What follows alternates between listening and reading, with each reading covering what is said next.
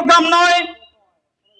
ইসলামী আন্দোলন বাংলাদেশ যে 5 দফার দাবি নিয়ে আজকে মাঠে এসেছে, এটা শুধু চরমনাইর পীর সাহেবের দাবি নয়, এটা ইসলামী আন্দোলনের দাবি নয়, এটা গণমানুষের দাবি। ঠিক কিনা বন্ধুগণ? সুতরাং আজকের এই সমাবেশ গণমানুষের সমাবেশ। এই সমাবেশের নিরাপত্তা নিশ্চিত করা প্রশাসনের দায়িত্ব। ঠিক কিনা বন্ধুগণ? আমরা বেশ কয়েকবার খেয়াল করেছি প্রশাসন নানাভাবে আমাদের এই সমাবেশে নানানভাবে ডিস্টার্ব করছে। আমরা বিনীতভাবে প্রশাসনের দৃষ্টি আকর্ষণ করছি। বাংলাদেশে 53 বছর যারা স্বাধীন করেছে তারা কি শান্তি দিতে পারছে? পারে নাই। কারণ কি? আল্লাহর সংবিধান ছিল না।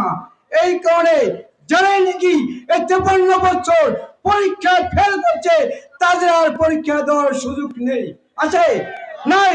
ইসলামী আন্দোলন বাংলাদেশ তাদেরকে পরীক্ষা দেওয়ার সুযোগ দিন। আমরা একবার পরীক্ষা দেবো সারা বাংলাদেশে। আমরা যদি পরীক্ষায় ফেল করি দ্বিতীয়বার আমরা পরীক্ষা দেব না।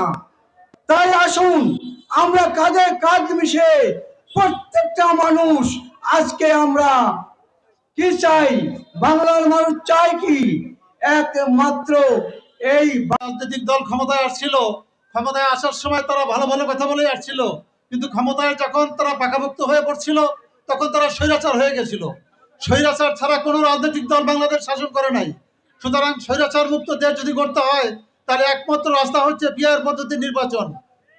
এবং রাজনৈতিক সহনশীলতা যদি তৈরি করতে চান তাহলে পিআর ছাড়া অন্য কোনো পদ্ধতি অনুসরণ করলে রাজনৈতিক সহনশীলতা সৃষ্টি হবে না। এবং রাজনৈতিক সহিংস অবস্থা বাংলাদেশে থাকার কারণে শত শত মানুষ তাদের জীবন বিসর্জন দিয়েছে। আমরা এখন এই পিআর পদ্ধতির জন্য প্রয়োজন হলে জীবন বিসর্জন দেব, যাতে সহনশীলতা কমিয়ে আনা যায় এবং এই স্বৈরাচার থেকে এই দেশকে মুক্ত করা যায়। এই বলে আমার বক্তব্য শেষ দান করেছেন, এজন্য শুকরিয়া আদায় করি আলহামদুলিল্লাহ।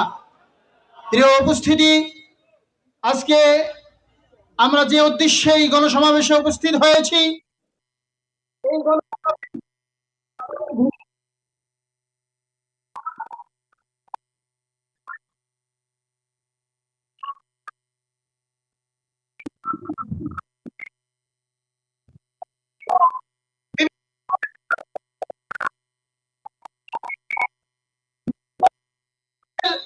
অনুশাসনকে মেনে নিয়ে তারা নির্বাচনী ইশতেহারে কোরআন ও হাদিসের দৃষ্টান্তমূলক আলোচনা পেশ করেছে।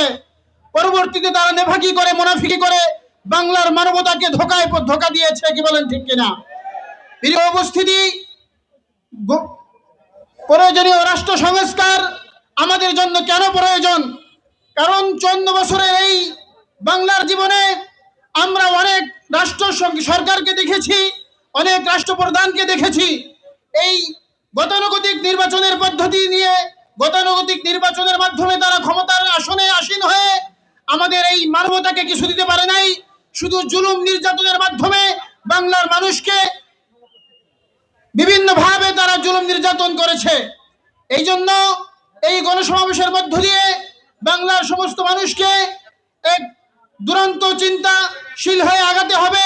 আল্লাহ পাক রব্বুল আলামিন যেন আমাদেরকে, আমাদের এই চিন্তা চেতনাকে উন্নত করে আমাদেরকে রাষ্ট্র সংস্কার, গণহত্যার বিচার এবং জুলাই সনদের ভিত্তি প্রদান, পিআর পদ্ধতিতে জাতীয় নির্বাচনের দাবি যেন আমরা রক্ষা করতে পারি।